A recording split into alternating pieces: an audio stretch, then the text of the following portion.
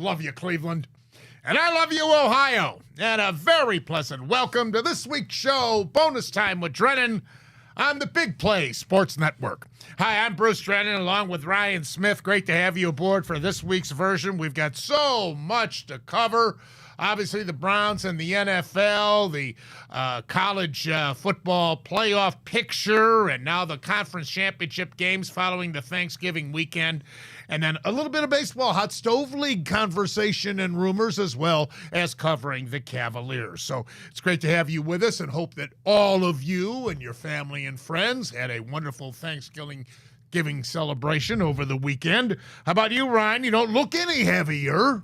I might not look a little heavier. I do feel a little bit heavier, but, not the greatest weekend for Ohio sports, that's for sure. But thanks, Bruce. I hope you had a good holiday as well. Oh, yeah, very, very enjoyable. Very enjoyable indeed. Were you home? Did you host it? I was home. I celebrated with my dad and my brother, so I had a good time. Didn't have to travel, so that was nice. And it was good to see family, of course. Well, it's good to have you back on the show. We've got so much to cover, Ryan. It's amazing. As we head into what is a very, very vitally important week, not only for the Browns, but in the college football playoff picture. Let me start with the Browns and the 29-12 final against the Denver Broncos. What do they call this? Scorigami? Scorigami, Bruce. Scorigami, Jami, whatever. It's something that means a 29-12 final has never happened before in the history of the National Football League. Scorigami, baby. And that was true also with the Denver loss to Miami, I understand, 70-20, right? That's correct. What is this? What is it? The golf, I always say golf gods when I miss a putt. Now I say the NFL gods? I mean, what is going on here? I don't know. Your guess is as good as mine. All I know is we're pretty banged up. Now, it's bad enough we lost Chubb. Then we lose Watson. Denzel Ward, Walker. And now we see in this last game, Garrett, oh my, Amari Cooper. And who am I missing? I'm missing somebody. Somebody else got hurt, too. What is the latest, Ryan? Do we have the latest injury report from the Browns on all these guys? I don't believe so. I think it'll come out soon. Oh, DTR. That's what I'm thinking. Right. DTR, of course. Yeah, and it's not looking great because you know how the NFL concussion protocol is these days. Want to be as careful as possible. He really got belted, and too. You could see in that moment, bleeding from the mouth. That was quite the hit. Yeah, I felt badly for the kid. I really did. And now we have a dilemma upon us. I told you last week, the Flacco signing for insurance purposes was tremendous. I mean, who else are you going to get anyway at this point of the season? So it was a good move, but indeed, what now? What with the LA Rams, and of course the Browns didn't return home from the Mile High. They stayed out there because we're playing the Rams. So what's the point? We've been training all week and getting ready for the Rams out there. But this is not going to be an easy assignment, as the Rams were a big winner last week, and I'll get to that here in just a minute. But my goodness, Garrett's shoulder when he's walking off like this. I don't know about you, but that scared the dickens out of me. It's you know what, Bruce? We just wanted one good thing to stay healthy this year, and it just seems like it wasn't in the cards this year. Amari Cooper, a rib injury. We talked about DTR and the concussion. Anthony Walker was already out. Denzel Ward, and so boy, and Jordan Elliott too. He had an ankle. So my goodness, are we banged up?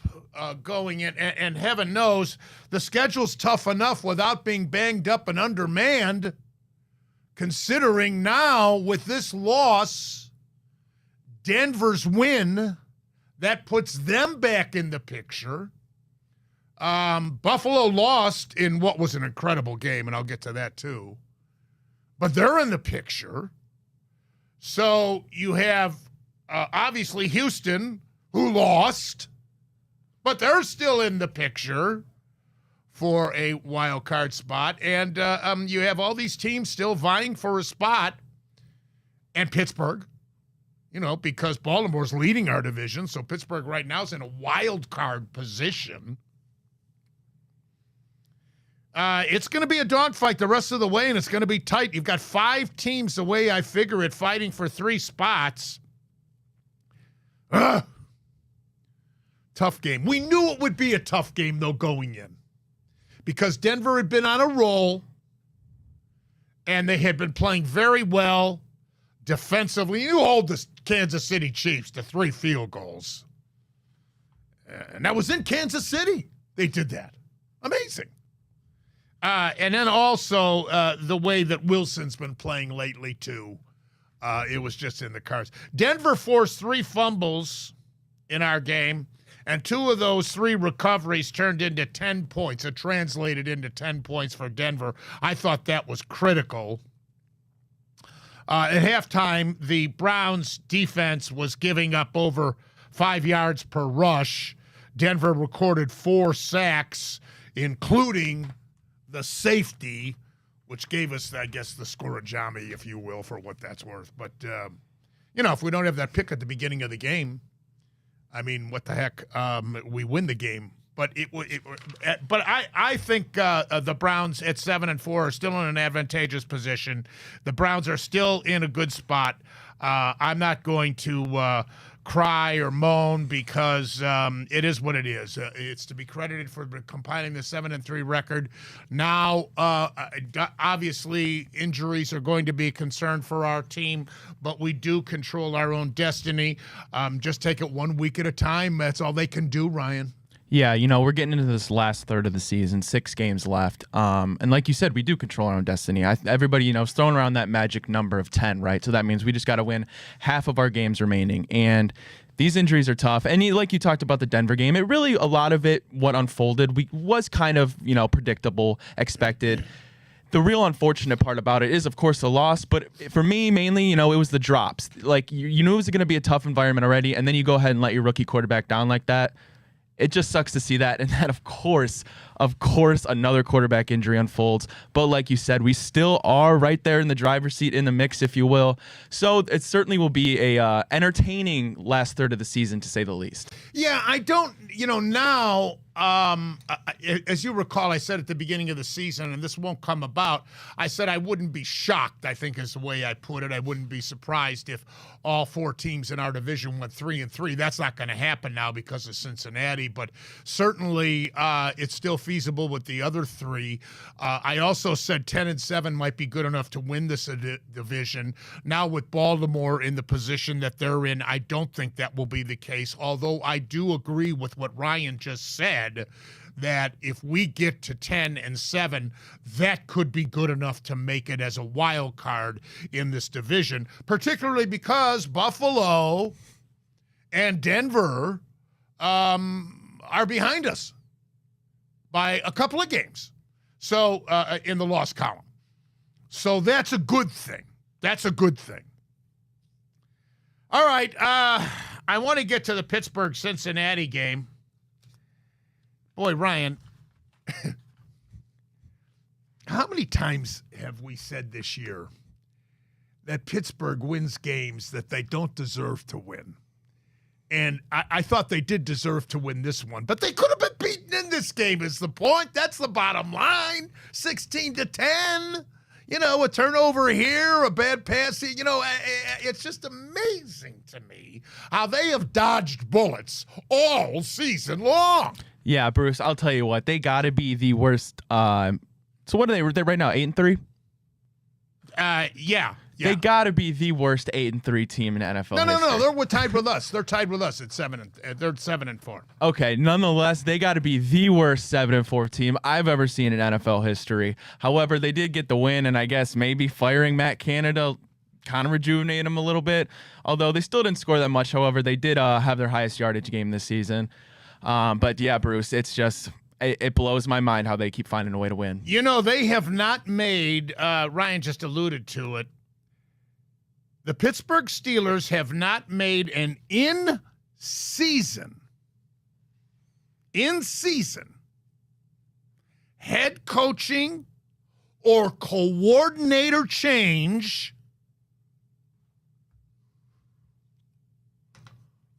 since 1941.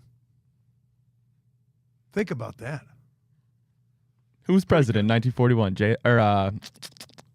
Well, I can tell you Roosevelt? This. It was even before my time, number one. And that's saying something. Number two, their uniforms were the ugliest in the history of the National Football League. Last week, of course, they fired Canada as their offensive coordinator, replaced him on an interim basis with the running backs coach, Eddie Faulkner, and the quarterbacks coach, Mike Sullivan, who was calling the plays against Cincinnati. Pittsburgh went out and gained 429 yards versus the Burrow-less Bengals. Now, that win puts the Steelers ahead of the Browns as the number 5 seed in the AFC, even though both teams are 7-4. Meanwhile, Cincinnati in big trouble, especially with games remaining at Jacksonville, at Pittsburgh, and Kansas City, and home to Indianapolis, who's far from out of it. There's another team in the AFC that's not out of it, Ryan. Minnesota, they're home, and us on the last day of the regular season. So they're cooked. They're in trouble. They got to wait till next year and just pray that Burrow's okay. All right, Baltimore. Let's cover Baltimore. Baltimore beat the LA Chargers 20-10. The Ravens in that game forced 4 turnovers. And they featured a balanced attack, 177 yards passing and 197 yards rushing. Beautiful balance. And Lamar Jackson rushed for 39 yards in that game, and as a result becomes one of the only quarterbacks, along with Michael Vick, Cam Newton, Russell Wilson, as the only quarterbacks in the 5,000 rushing club. Incredible. Not even Fran Tarkington did it, and that's for you younger viewers, the very first scrambling quarterback. You could say Bobby Lane was too, I guess, but Tarkington really made it famous during his era with the Minnesota Vikings under Bud Grant. The win puts the Ravens atop the AFC as the number 1 seed with their 9-3 record. So they have now overtaken Kansas City as the number 1 seed in the AFC. And you know what, Ryan? They deserve to be the number 1 seed the way they have played, and Kansas City's faltered a couple of times. Yeah, you know, they really do. I've been really impressed. Obviously, they brought over a new OC. What I've seen from Lamar this year has really impressed me, right? A little bit of a down year last year, however. You get the new offensive coordinator. He's put together a really good season, and we know they're out without Mark Andrews right now, but I know it's a small sample size since he's been hurt, but it really doesn't seem to matter. And what really scares me is Zay Flowers, man. He's going to be in the AFC North for years to come, and he is one shifty receiver. You know, there's not a lot of receivers in the league that have that quick twitch like a Tyreek Hill, and Zay Flowers is one of them. And he's going to be a problem for the Browns for a couple years to come at the very least. Good point. Now, the LA Rams, who we will play next, did a job on Arizona 37-14, and Stafford, who of course led them to a Super Bowl a couple years ago, formerly of Detroit, had 229 yards and 4 touchdowns in this game. LA scored 30 unanswered points after falling behind 8-7 in the contest. The Rams have won 9 straight in Arizona.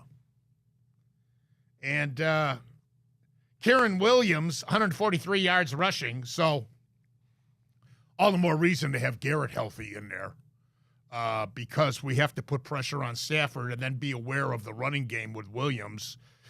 So the Rams are still very much alive for a playoff spot in the NFC, even with a 5-6 record. Yeah. You know, if it's topsy-turvy in the AFC, Ryan, it's even more so in the NFC. Yeah, and I'd argue that this Rams game is going to be just as tough, if not tougher, as the Broncos game. I get that the Broncos do have a better defense. I will never. Sean McVay is one of those coaches that always scares me when I go against him. I feel he's one of those guys, kind of like a Tomlin or a maybe not so much this year, Belichick, but just consistently runs a great team. And with Cooper Kupp, Puka Nacua, Tyler Higbee had his best game this season. Stafford had his best game this season last week. And Kyron Williams has been a tremendous find for them. They have plenty of pieces on offense to give our defense trouble. And with all these injuries that we have, it just adds on top of it the problem it's going to be to hold those guys back. I agree. I think it's a tough game, especially with LA having been rejuvenated enough to be in the playoff picture over there in the NFC. All right, next is Philadelphia and Buffalo, and what a tremendous game that was. Oh, my goodness, I switched over during breaks. What a game. In a losing cause, Josh Allen threw for 339 yards and 2 TDs, and he rushed for 81 yards in the game and scored 2 TDs with his feet. Buffalo lost despite gaining 505 total yards in this affair. They had 13 third down conversions. And they lost. Amazing. Now they're 6-6, and they face an uphill climb to make the playoffs. They really do. I mean, they have a bye this coming weekend. And they're going to need it because then they travel to Kansas City. They host Dallas. They visit the LA Chargers. They host New England. They conclude the regular season at Miami in a game that may determine whether they make the playoffs or not. You think they will? I do. I'm going to give the benefit of the doubt to Josh Allen. And that's also because as much as I'd like this to not be a possibility, there is that chance that the Browns do fall off. Not really their fault, but it's realistic. And then the Steelers, how long are they really going to hang in this playoff picture? They keep getting it done, so I can't sit here and say they won't. But it does seem like there's a spot open there for the Bills. And it'll be interesting, though, like you said, because that is not an easy schedule on the way out, and especially with that Miami game, because not only is Miami going to be potentially playing for seeding, but they already also got embarrassed by Buffalo, so they're going to they're going to be looking out not to let that happen again. Right. Very true. All right, on Thanksgiving Day, I don't know about you, but I was really stunned by Green Bay doing a job on Detroit. I mean, that was never a contest. It wasn't really. And just when we thought that Detroit was elevating themselves to the elite of the NFC, they lay this egg on Thanksgiving Day in front of their home fans in the traditional game when they finally look like they're a really good team. And Green Bay, who struggled all season long, comes in there and just clobbers them. Jordan Love, 268 yards and 3 touchdowns. By the way, 29-22 does not indicate how Green Bay dominated that game. How about his passes that threaded the needle? I couldn't believe we had 3 or 4 of them. I couldn't believe, and he threw rocket bullets to get them in there too. Yeah, no, Jordan Love looked very sharp. He started off the season pretty decently. I think they were 2-0, and then the kind of like next big stretch, they struggled. They lost a decently more amount of games than they won. But 2 weeks now, Jordan Love has looked very good is what you can say about him. And then I remember they put up that graphic on Thanksgiving of his first career, however many games they're at right now, compared to Brett Favre and Aaron Rodgers, and his numbers weren't too far off at all. So future to be decided there in Green Bay. Yeah, even when Rodgers was still with them, they may have had the foresight to see the potential of this Love when they drafted him, even though that peeved Rodgers off at the time. Well, this makes them 5-6, and they now are in the playoff picture in the NFC. So don't count them out. And is Detroit really an NFC championship contender after seeing this? I have my doubts. And Goff finished, he fumbled the ball 3 times in this game. And Detroit has now lost 7 straight on Thanksgiving. What a bummer for their fans. that show up every year loyally. All right, Dallas defeated Washington 45-10, and Prescott 331 yards, 4 touchdowns. Dallas is now 8-3, and they are now the number 5 seed in the NFC.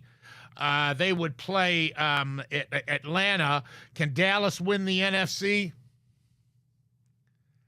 I certainly am not picking them. I don't see it, and that's above and beyond Philadelphia, too. I think it's Frisco, in my mind, is the only team that can dethrone Philadelphia. But Dallas has now won 13 in a row at home. And Darren Bland set an NFL record with his 5th interception return for a touchdown this year. Josh Cribbs is on our staff here at Big Play Sports, and he would, but he did all those kickoff returns. All right, San Francisco did a job on Seattle, 31-13. No contest here. San Francisco, after losing 3 in a row, starting with their loss to us here in Cleveland, had the bye week, and since then they've been tough as nails. McCaffrey, 114 yards, rushing for 2 touchdowns, and they're now 8-3 and have won 4 in a row since losing 3 in a row. And they had 6 sacks. Their defense had 6 sacks in this game, so they're right back there, Brian. Yeah, they are, Bruce. Them and the Eagles are no doubt about it the class of the NFC. And I agree with your sentiment earlier that I truly think they are really the only team that has the potential to knock off the Eagles. Yeah. So where's the intrigue? We could be wrong. We're speculating here, Ryan and myself, but and you know as well as anybody, anything can happen. But I mean, with gambling it being legal now, typical sports book. But with it being legal, I mean, do you bet against anybody other than San Francisco? Do you bet for anybody outside of San Francisco and Philadelphia? Jacksonville defeated Houston 24-21. This was the most exciting, big, throng home crowd Houston has had since what? Bum Phillips? Earl Campbell? Trevor Lawrence. 364 yards and a touchdown. Stroud, 304 yards and 2 touchdowns. Jacksonville is now 8-3, and they avenged a 37-17 defeat at home to Houston in Week 3. But they barely did it in this game because with 34 seconds left, Matt Amendola missed a 58-yard field goal when the ball bounced off the crossbar that would have tied the game. Yeah, Bruce, definitely one of the better games on the slate this week, and it really was a very interesting matchup, right? You got Trevor Lawrence and C.J. Stroud. Trevor Lawrence has now put back-to-back fantastic games. Jacksonville still right there for potentially the 1 seed in the AFC. They're leading the AFC South, obviously, but the Texans kind of proved they're right there on the come-up, and in a year or so, maybe ready to take the throne from the Jaguars for that division. Yes, good points on all ends. The one thing about Jacksonville's contention for the AFC, I think it was a wake-up call and a reality check, if you will, on their loss to San Francisco, though. I would certainly hope it was. But the loss puts Houston right now, with plenty of games left yet to determine the playoff spots. But we're at a point in the season where we have to look at where everybody's at for the season. You know how we cover the Browns. So the loss puts Houston on the outside looking in because of this loss at home, although they have a favorable schedule, which includes road games at New York against the Jets, Tennessee, having a down year. I wonder how much pressure on Vrabel. And Indianapolis. Indianapolis still in contention. Home games against Denver, good thing they get them at home rather than on the road, are Browns and Tennessee. So they've got a favorable schedule if you look at it on paper. All right, Atlanta defeated New Orleans 24-15, and that win puts the Falcons in first place in the ridiculously weak NFC South. Oh, God, what a joke that division is. They're now 5-6, and they're the number 4 seed. I don't know. Should the NFL address this? I guess not, because baseball does it the same way. we get criticized in the American League Central for being a weak division. Milwaukee or whoever wins the National League Central, same thing. They get criticized because it's the weakest division over in that circuit. So I guess not, but I'm just thinking out loud here. But it's going to be sad if there's a below 500 team that represents that division in the playoffs, especially getting a home game because, you know, you're the number 4 seed at worst. Yeah, and it certainly does kind of tick you off when you when your team is 7-4 and third in your own division. But you know what? It's just a thing that happens in sports, and it changes. You know, a couple years later, it'll be a new division that's the weakest. Like I remember, not too long ago, it was the NFC East, right? The Cowboys and Eagles, Commanders and Giants, right? I believe it was the Giants who went to the playoffs, barely over 500. It might have been the Cowboys, but. Point being the same is it's just a part of the sports. And now look at the NFC East, right? You have 2 of the top 3 teams in the NFC. So it's going to change as time goes on. Indianapolis defeated Tampa Bay 27-20, and that win puts them at 6-5. They're in the playoff picture right now as the number 7 seed. Kansas City defeated Las Vegas 31-17. This is a tremendous rivalry, as we've pointed out, because it goes way back before Ryan's time to the AFL. And after trailing 14-0 in the second quarter, the Super Bowl champs rallied and ran away from their arch rivals to improve to 8-3 with this victory. However, as I mentioned earlier in the show, the Chiefs have been overtaken by Baltimore for the top seed here in the AFC.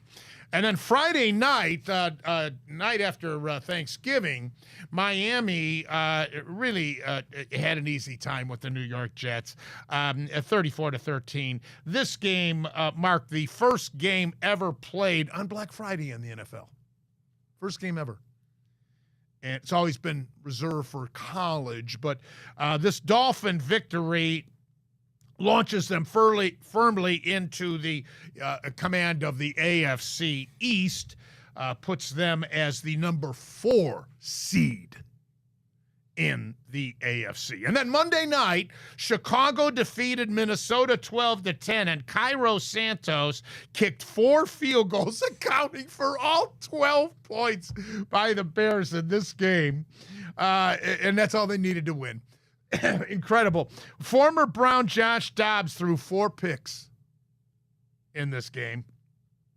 He finished the game with a 54.3 rating, and the loss not only seriously hampers Minnesota's quest to catch Detroit for the NFC Central title, especially after seeing Detroit lose on Thanksgiving Day to Green Bay.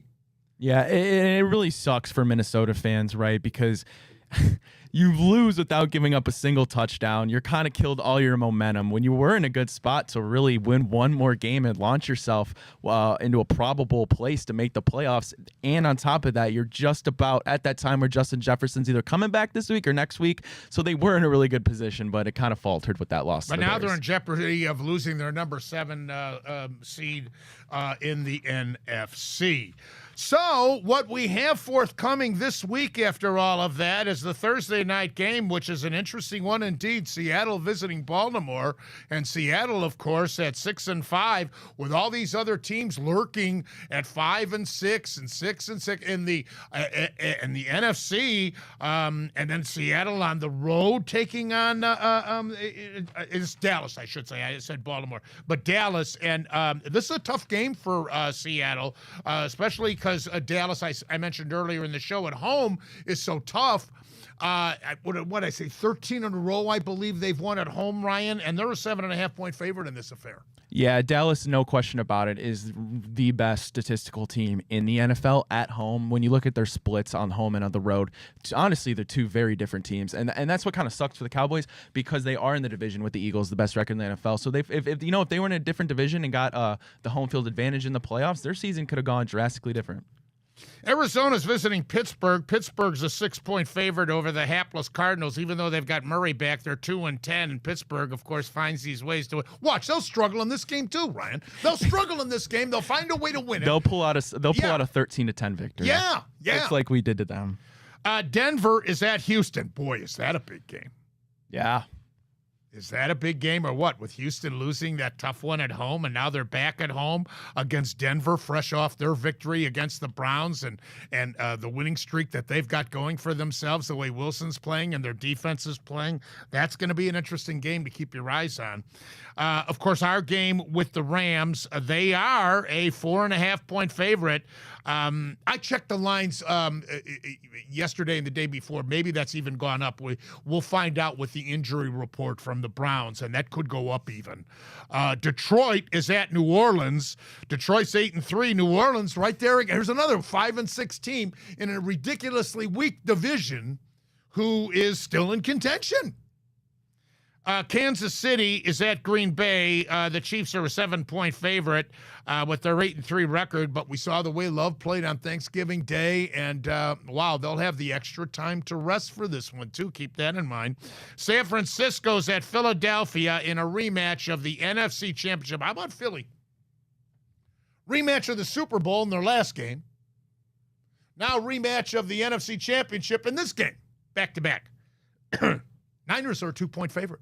Can you believe that? In Philly? Yeah, that actually is a bit strange to me. I guess they're kind of leaning more towards, San Francisco has been dominating opponents more, but say what you will about Philadelphia, great team just find a way to win, and they got the most wins in the NFL, so you can't say anything about it. And lastly, Cincinnati 5-6 is at Jacksonville. Jacksonville's a big 8-point favorite with Lawrence and company, and as we said, Cincinnati is really reeling now. How about this? The AFC holds a 36-25 overall record straight up versus the NFC this year. And the AFC is 30-27-2 against the spread. The AFC started the season 0-6 straight up and 1-5 against the spread during the first 2 weeks of the campaign. That means since then, the AFC has gone 36-19 straight up. Pretty good, huh? And you know what? That really doesn't surprise me much because, the narrative, especially at the quarterback position, was how much stronger the AFC is than the NFC.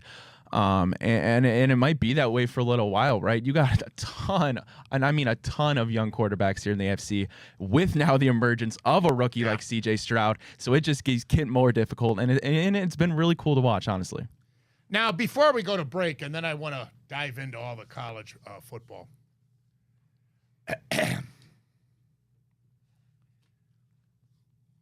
I've been on radio and television for 53 years. And for the life of me, I don't understand the mentality of a lot, not just a few, a lot of television producers, present company excluded. Thank you, Bruce. Have you noticed, and if you haven't, I want you to notice, have you noticed that when they do a camera shot of the announcing crew, the color analyst, whoever he is, the producer makes him hold a football?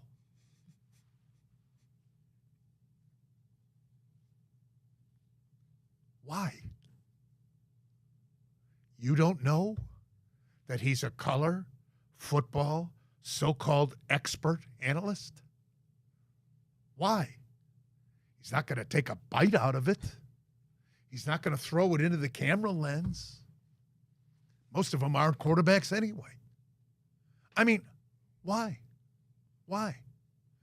And the pregame shows with Bradshaw and the other one, Jimmy Johnson and his hair. They get on this fake gridiron with the lines, and they got a football that they're tossing back and forth. Why? I can't tell you how many times when I was on the network, the regional sports network, doing my TV show, I would tell the producer to go jump in the lake for suggesting that I use a prop to, I guess, mentally insult you. Because that's what I call it. To me, it's insulting your intelligence for these producers. What would you, Ryan, do you have any possible explanation why these idiots force these on-air guys to do that? I refused. You know, Bruce, I don't. I'm young in my producing career, and I'm glad you told me that. You know, I never thought I was ever going to ask you to hold a prop, but if I ever was, I'm certainly not going to now. Now, I'll hold a prop for Big Play Sports Network. Yay! Yay! Typical! Yay! Yay! But what? Explain to me why these idiot producers are forcing these to hold a football. We know the guy's an ex-player. Some of them weren't even good, but so even with that, we know the guy was an ex-player. So stupid.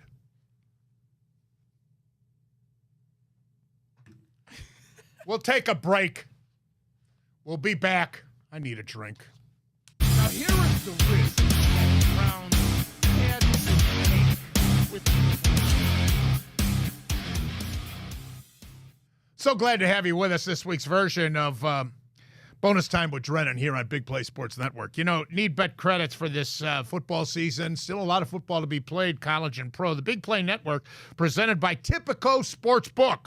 Tipico Sportsbook app has your traditional bets like the money line, spread, point totals, whatever you need. But also lock in player props and check out the Big Play boosts every single week to back your favorite Cleveland teams and athletes with the best odds in the state of Ohio. Get in the action this football season using promo code BIGPLAY100. That's BIGPLAY100. And bet $25 and get $100 bet credits, 100 bet credits for your dog pound bet. Bet with the Big Play crew all season long with Tipico Sportsbook. Great to have you aboard, Bruce Drennan, Ryan Smith. We jump into the college ranks now, and obviously the big disappointment of the game when Michigan defeated Ohio State 30-24. Very disappointing, but I'll tell you what. If you live in Mountain West country, Pac-12 country, Big 12 country, Southeastern Conference country, maybe not Southeastern because they're so egotistical thinking they're above everybody else, you had to love this game. This is an incredibly entertaining college football game. One of the best of the year. No question about it. Beautiful game. Incredibly physical game. I think even Lou Holtz would have to admit that. I think so as well. But it's a shame that the Buckeyes go down to defeat in this one. Third year in a row for Ryan Day. You know, Ryan Day is now what in the Big Ten? 39-3? Outside of Michigan, he is 40-0 in the Big Ten, I believe. Yeah. I mean, you know, think of that. 56-7 is his overall record at Ohio State, even though 3 losses to Michigan. And it's not like John Cooper. John Cooper obviously couldn't beat Michigan, but he also had a very poor bowl record and a poor record against top 25 ranked teams. That's not the case with Ryan Day. So even though, guys, I saw Maurice Claret was barking that, Day should go. I mean, come on. This game, it was a great college game, and give Michigan some credit. I mean, even without Harbaugh on the sidelines. Although Day is 1-6 versus AP top 5 opponents, that's top 5 opponents. Day is 1-3 versus college football playoff teams and 1-3 versus Michigan now. Urban Meyer went 7-0 against Michigan and says that Day is not on the hot seat. Kyle McCord's first pick in the first quarter resulted in a Michigan touchdown. If that doesn't occur, they win the game. Think of that, too. I do not blame McCord for the interception at the end of the game. They had no timeouts. They're in a desperate situation. He had to, somehow try to pull off a miracle. So don't blame him for the second one. But McCord, 18 of 30, 2 touchdowns, 2 picks, 71 yards only. Michigan's Blake Corum, 88 yards rushing and 2 touchdowns. And McCarthy, 148 yards passing and a touchdown to to Roman Wilson in the second quarter. His first touchdown pass since October 21st, by the way. They'd been running. Yeah. And he hadn't thrown a touchdown pass in his last 3 games. And Sharon Moore, taking over for Harbaugh, called for that halfback pass by Corum that broke Ohio State's back. I thought that was a brilliant call, and the timing to call that trickery play, that caught the Ohio State defense with their pants down. I thought it was a brilliant call at the time, and I thought that determined the game. Especially the way Ohio State fought back in the second half to tie it. But that play, and I'll tell you what, Michigan really earned the victory with their, and up front too. But Ohio State has no reason whatsoever to hang their heads in this game.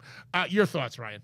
Yeah, no, I pretty much agree with everything you said there, Bruce. And you got to give credit to Sharon Moore and just Michigan as a whole, right? They came in, they played tough. They won the rushing battle, they won the turnover battle, and they won the field position battle. And those are pretty much keys to any victory. And they simply just played better than Ohio State. But I agree, it's simply an amazing season for Ohio State. Nonetheless, I know that's their pretty much their Super Bowl is the game. Your defense was generational this year. Like, it was so cool to see, right? And it was different from Ohio State previously. We've seen the last couple years where they've been more firepower on offense. But as a non-Ohio State fan myself, it's super interesting to see all the fire surrounding, Ryan Day's seat as the head coach of the Buckeyes. And my question is to the people that are proponents of getting him out of there is, who's going to replace him? Who are you going to get to replace him? Yeah, I was going to say that too. That's valid. But I mean, just because this was such a great game. Did I hear you say you're a non-Ohio State fan? Explain yourself. It's as simple as I went to the University of Cincinnati. Kind of like a big brother, little brother thing. So they've always gotten the better of us. So I'm just waiting for my day in the sun. Okay, legitimate. That's fair. I was praying you weren't going to say you were a Michigan. No.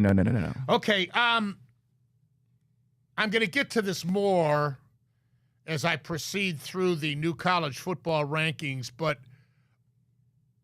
unlike last year, I do not see Ohio State in any way or form making it into the college football playoff with the one loss. I can't see it this year.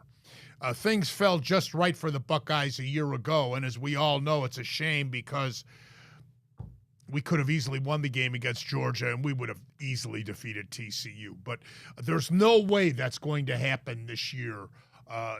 Extraordinary circumstances or not, I do not see that happening. All right, so let's go through what did happen, and then we'll address the college football playoff rankings and the scenario as we head to championship weekend. Georgia defeated Georgia Tech 31-23, and Kendall Milton rushed for 156 yards and 2 touchdowns in this game. 6th straight win versus Georgia Tech for the Dogs. 3rd consecutive undefeated regular season. 29 wins in a row for the defending national champions from the last 2 years. And Georgia quarterback Carson Beck, 13 of 20 for 156 yards and 2 touchdowns. Going down to Washington, who defeated Washington State 24-21. 2nd undefeated regular season for the Huskies in school history. Washington coach Kalen DeBoer went for it on 4th and 1 in their own end and broke loose for a 23-yard run, which set up the game-winning field goal on the final play of the game. Kicker Grady Gross nailed a 42-yarder for the victory, and Penix 18 of 33 for 204 yards and 2 touchdowns.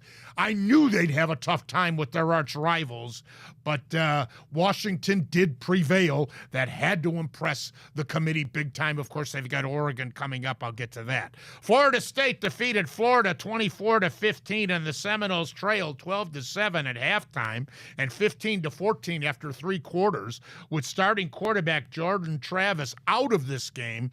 Running back Trey Benson ran for 95 yards and 3 touchdowns, and backup quarterback Tate Rodemaker 12 of 25 for 134 yards.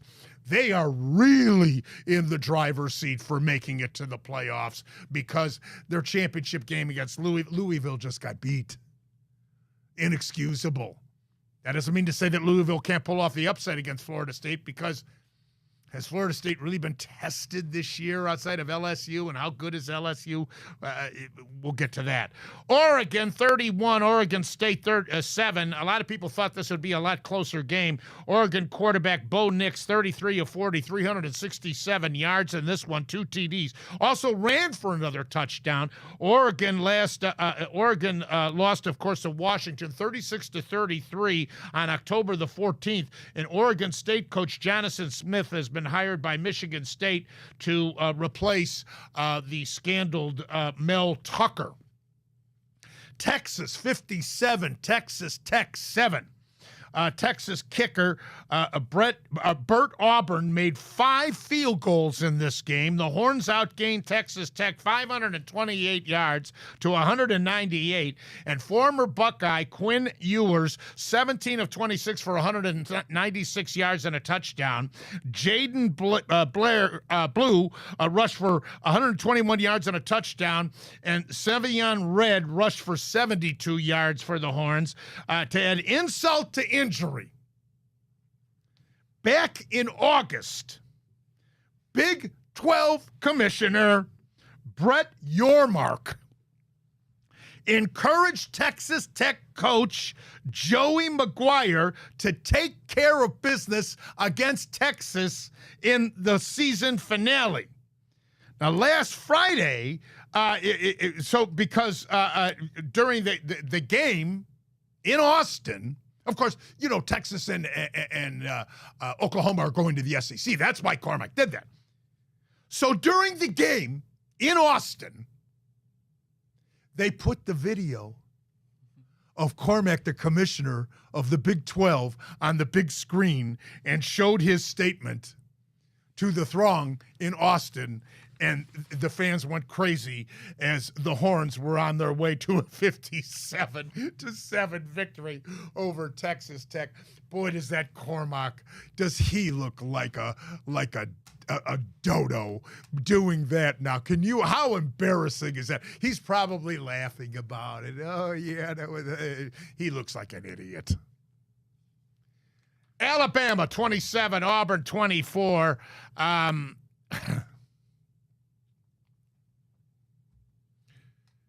This was the miracle of miracles. I have to admit, I've always prided myself in admitting when I'm wrong. I was wrong on this one. I thought Alabama would kill Auburn. Auburn should have won this game. I mean, this is just heartbreaking for them to lose, and especially the way they lost this one.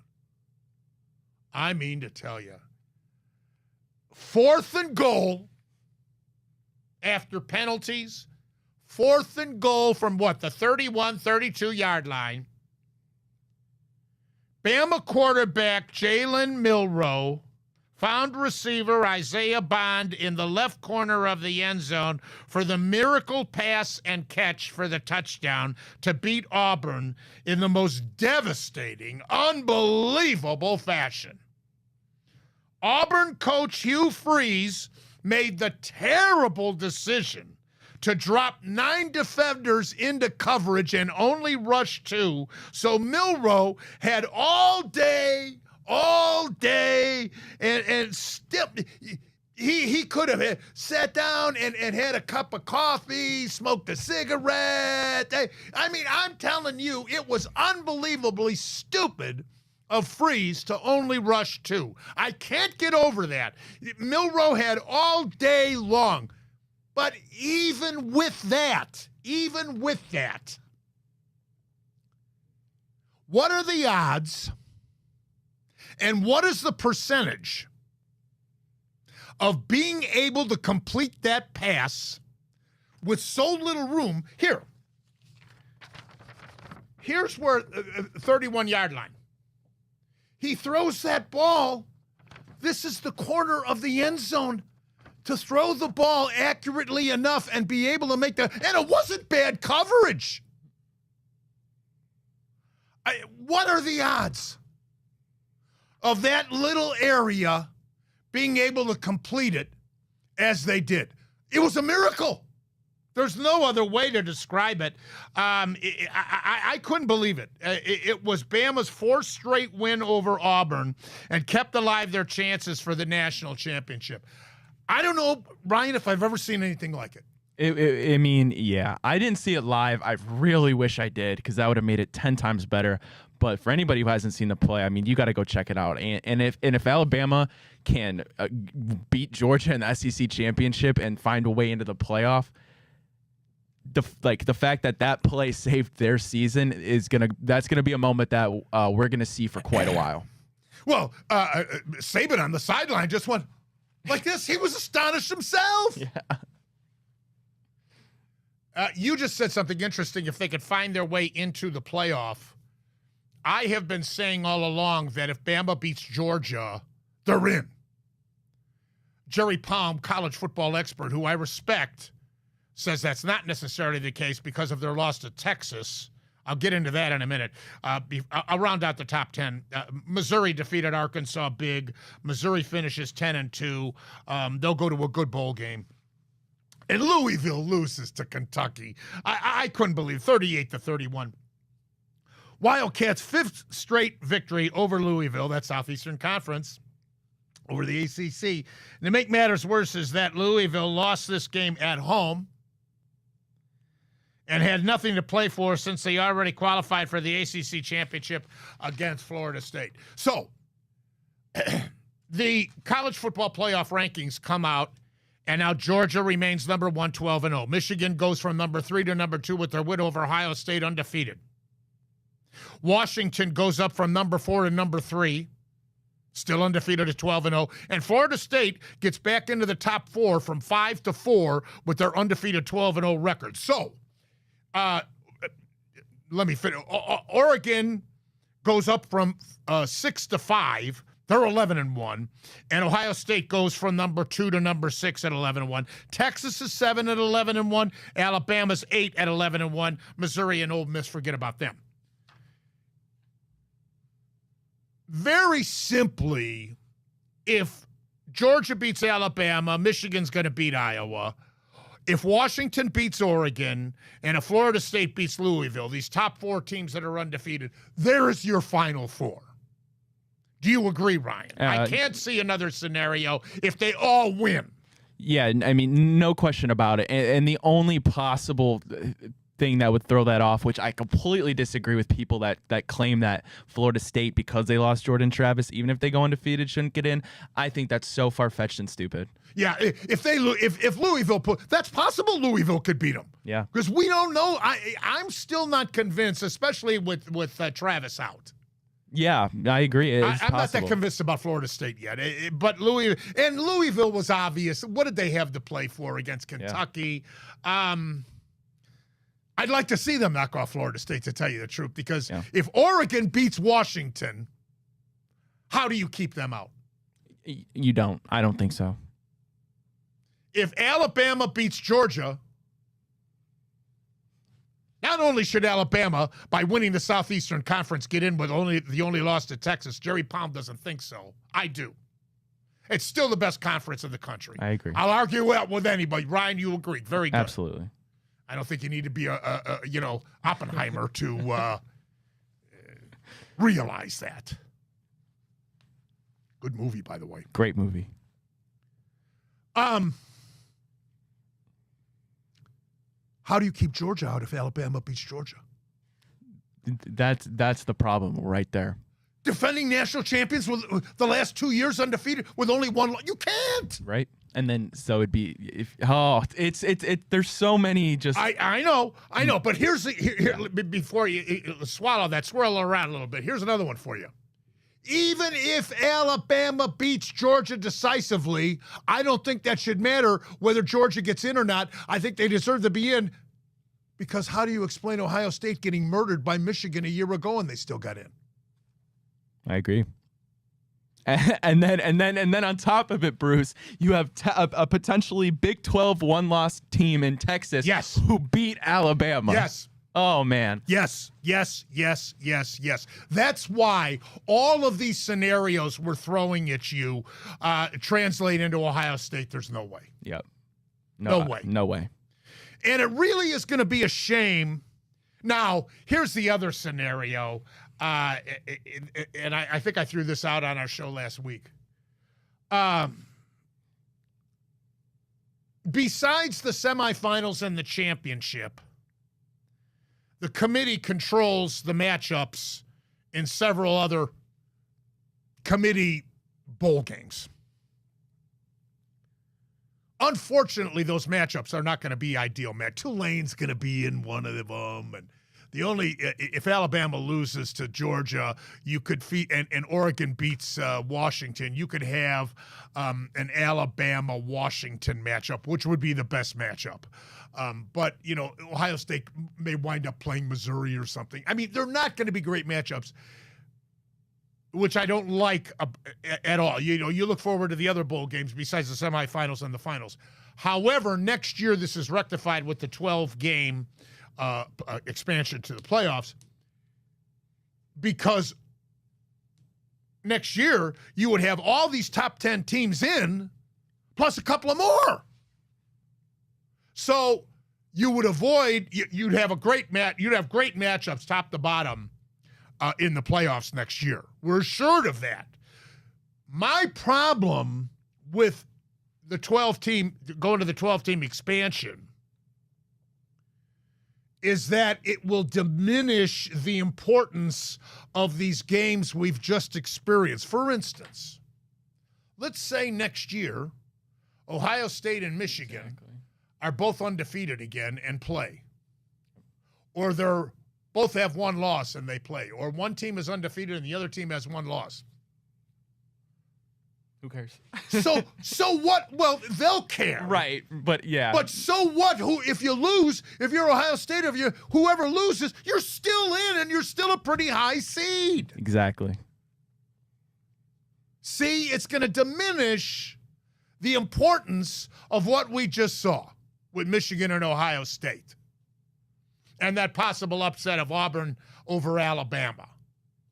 And Washington escaping against their arch rivals, Washington State. It takes away the importance of those games and the meaningfulness of those games.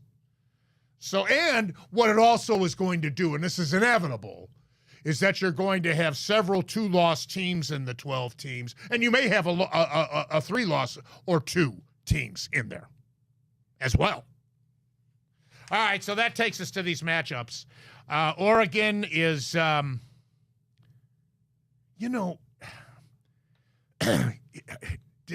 did I see they were as much as a 9-point favorite in this game? Ryan, did I misread that? You didn't. I was just as shocked as you are.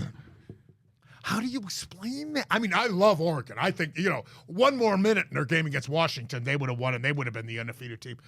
And I love Nix. Not that I don't think Penix is great too. I can't comprehend how Vegas could make them that. And believe me, I'm not questioning Vegas. It's uncanny how accurate they are, but I can't understand it. The only explanation that I can wrap my head around is perhaps that they know Oregon should have won the first one, and then also you take in the fact that Oregon has been on that slope of dominance. Meanwhile, Washington's been on a slope of escaping. So they've dodged a few bullets. Yeah. Now that's Friday night. That game will be played in Vegas. Vegas gets the Raiders. They're going to get the Oakland A's, the Las Vegas A's, and now they get this game. Saturday, the SEC Championship, Georgia's a 4.5-point favorite over Alabama. I think that line is right where it should be. That game will be played in Atlanta, the SEC Championship. The ACC Championship will be staged in Charlotte, North Carolina, and Louisville's getting 5.5 in that game. As we mentioned, Louisville, they could pull this off. We shall see. And then the Big Ten Championship, Michigan's a 22.5-point favorite over the Iowa Hawkeyes of Kurt Ferentz, who I applaud big time. I mean, he can't recruit with Michigan and Ohio State and Penn State and some of the other powers. And every year he wins 9-10 games. He goes to a bowl game. He's got a good bowl record. I mean, I can't say enough about Kurt Ferentz. All right, I'm going to take another break. And then when we come back, I'm going to wrap things up looking at some baseball rumors, hot stove league stuff, and the Cavaliers. That's next on Bonus Time with Drennan on the Big Play Sports Network. Now, here is the risk that the Browns had to take with All right, wrapping up this week's show, Bonus Time with Drennan, Big Play Sports Network. Bruce Drennan, Ryan Smith with you, and we want to acknowledge that Stephen Vogt, of course, which we talked about last week, named as the new manager of our Cleveland Guardians. The coaching staff has been filled out. Craig Albernaz has been named the bench coach. Sandy Alomar remains with the team as the first base coach and the catching coach. Carl Willis, very important to keep Carl Willis. He remains as the pitching coach. Assistant pitching coach Joe Torres. Bullpen coach Brad Goldberg. The infield coach Rogalis Odor. Hitting coach Chris Valecchia. Assistant hitting Victor Rodriguez. Outfield JT McGuire and Major League Field coordinator Kai Correa. So there you have it. As far as Odor, infield coach, 55 years old now, 34 season in the organization, last 4 in Akron AA for the Guardians and Indians organization. Brad Goldberg, bullpen, 33 years old, 3rd season in the organization, 2023 pitching coach at AA Akron. And then finally, Correa, Major League Field coordinator, 35 years old, last 4 years, San Francisco bench coach, was in the Cleveland organization in 2018 and 19, and the Arizona infield coordinator, Arizona Fall League for the Winter League. All right, now, I don't know if I have a firm opinion one way or the other on what I'm going to throw at you now. I want to just give me a week. I'm not sure if I advocate this or not, but the latest rumor with the Guardians is as follows. The Cincinnati Reds and the Chicago Cubs are 2 teams that I know for a fact are talking with the Guardians about a Shane Bieber trade. The Reds ranked 28th in ERA last season. They have several young hitters that the Guardians might want. 25-year-old Spencer Steer is a right-handed hitting slugger. He hit .271 with 23 homers and 86 RBIs. He had 15 stolen bases last year. What makes him even more attractive, he played first base, second base, third base, left field, and right field. Now, the Reds also have Christian Encarnacion Strand. He's 23 years old. With only 222 at-bats with the Reds last year, he hit 13 homers and 37 RBIs. So just double that at 444. That's 26 homers and 74 RBIs. That's pretty good, especially for only a 23-year-old. He showed he could handle first base, third base, and outfield positions defensively. The Reds are also interested in Rays starting pitcher Tyler Glasnow. Again, I'm not sure if I advocate this because I love the fact that we have 3 young phenom starting pitchers in Williams, Bybee, and Allen. Espino won't be ready until the All-Star break, and he may be the best of the bunch. But he's coming off Tommy John. If we trade Bieber, we're going to need to sign, in my opinion, a veteran starting pitcher. There's affordable ones for the Guardians. Michael Wacha is a perfect example of a guy that they could afford to bring in. You would need a veteran presence. If you don't trade Bieber, you wouldn't have to do it. You could go with another kid, or you could get a real cheap veteran journeyman starting pitcher. But we need that punch in the bat. And of course, if you're wondering, well, these guys are first basemen, what about Naylor? You could put Naylor at DH. And you could play him sometimes at first base too.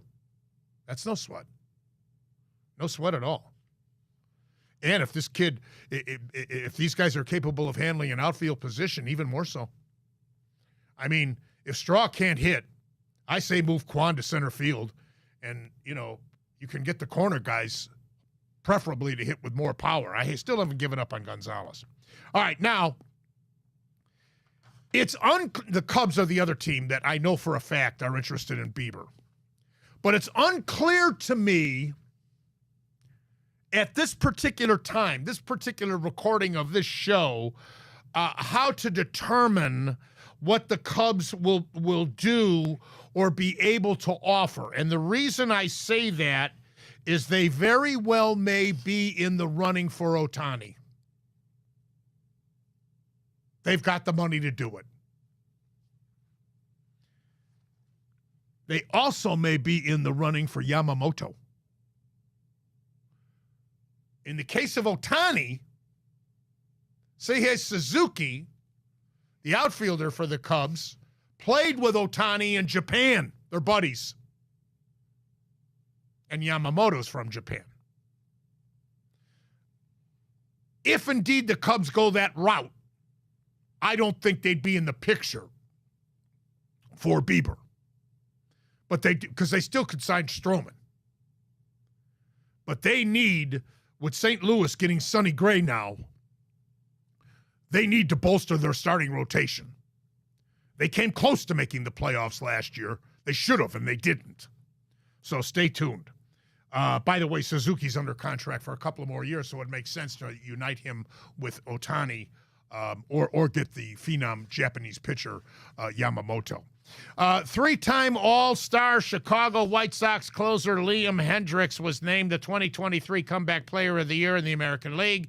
He was diagnosed with stage 4 non-Hodgkin's lymphoma in December. He miraculously made his comeback on May 29th, only 5 months after his diagnosis. And in the National League, Chicago Cubs outfielder Cody Bellinger won the National League comeback honor. He's a free agent, by the way. He was the 2017 Rookie of the Year and 2019 Most Valuable Player for the Dodgers. But then he hit only 193 in his next 2 injury-plagued years. He then signed a 1-year deal with the Cubs and hit 307 with 26 homers and over 20 stolen bases. And the Cavaliers are playing good basketball now. A 128-105 victory over Atlanta most recently. Another win over Toronto. Most recent game, Mitchell with 40 points, 11 boards, 5 rebounds. Are we going to be able to keep him, Ryan? I've had this debate with so many people, and it's mind-numbing because nobody really knows, and maybe Donovan doesn't know, but a lot of it does depend on how the Cavs do this season, and it sucks because it does seem like the bar that we're gonna need to kind of get to make him stay is maybe that second round of the playoffs, and even then, we might even have to be competitive in that round to really get Donovan to see the vision. I sure as hell hope so, but even if he doesn't, I still don't regret the trade at all.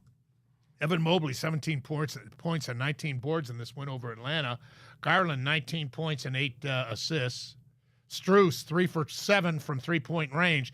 Cavs now 10-8, tied with Miami for the 7th seed. It's ridiculously early, but I thought I'd throw it out anyway. I think the Cavs are 3rd at best or a 4th. I'll be disappointed if at worst they're a 4th seed in the East. And a lot remains to be seen on that. But I'll be disappointed if they're not a 4th. I think if feasibly, if things really go well and they can avoid major injuries, they could fight for the number 3 seed.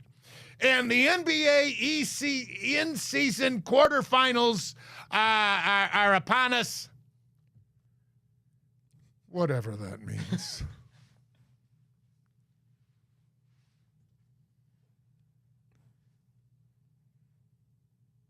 That's all the time for our show this week.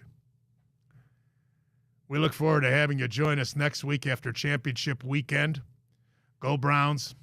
Have a wonderful week. And I'm Bruce Drennan on behalf of Ryan Smith. For Bonus Time with Drennan on the Big Play Sports Network. As always, most importantly, I love you, Ohio. And I love you.